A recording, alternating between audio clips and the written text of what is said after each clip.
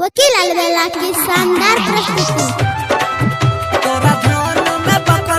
Angika express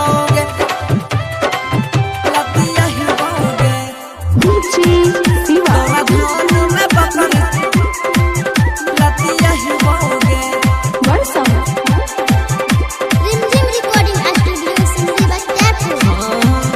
हमर बकरी न खलको मकैया किए गर्दै छिके हर जइया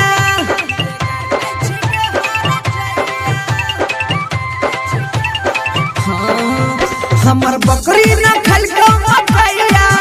किए गर्दै छिके हर जइया आ तोरा बाप के क्रिया खिलै बहोगे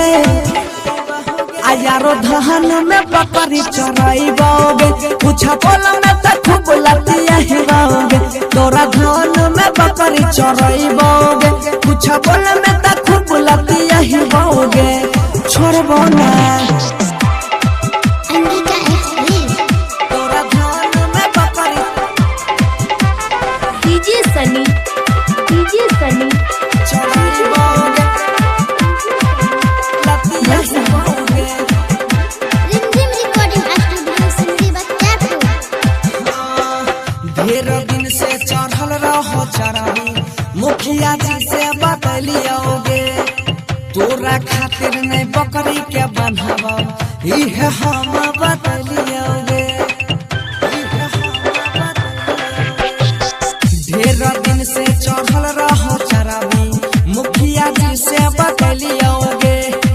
तोरा खातिर नहीं बकरी के बन्हबा इहे हम बतलियोगे गे बिगड़ल छमुह के भाषा तोर छोड़ा देबो गरदासा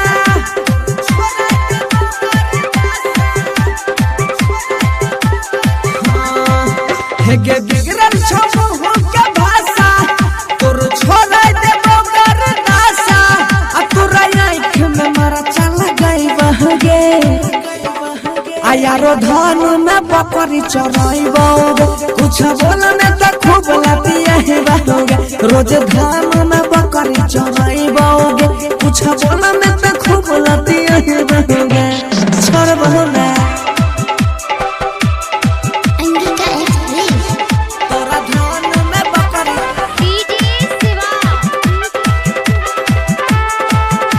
चराइबोगे बड़सम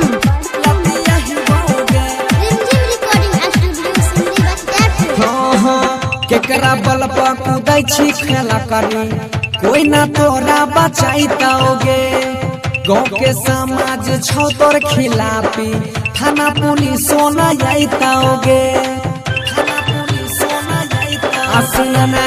केकरा बल पर कूदै छी खेला करी कोई ना तोरा बचाइतोगे गाँव के समाज छौ तोर खिलाफी थाना पुलिस सोना जाइतोगे और डीजे शिवा के छही तू कन्या आया जे स्टार बने तनिया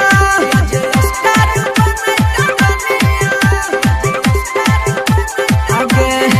आ डीजे शिवा के छही तू कन्या आया जे स्टार बने तनिया अपन सीधा तोरा पटियाई तहगे जल्दी में तोरा धान में बकरी चराइबोगे कुछ वाला में त खूब लतिया हिबाओगे तोरा धान में बकरी चराइबोगे कुछ वाला में त गत्तर के सासाइड देबो। SIS entertainment present Delhi.